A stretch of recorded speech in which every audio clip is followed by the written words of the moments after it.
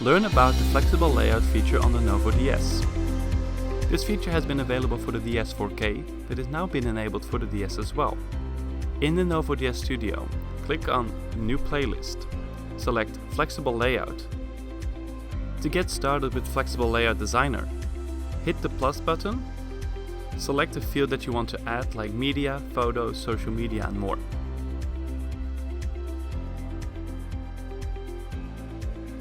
Once selected, you can drag and drop the field to the required size. You can even get it across the field of the viewer. To add a second field on top of that, just hit the plus button again.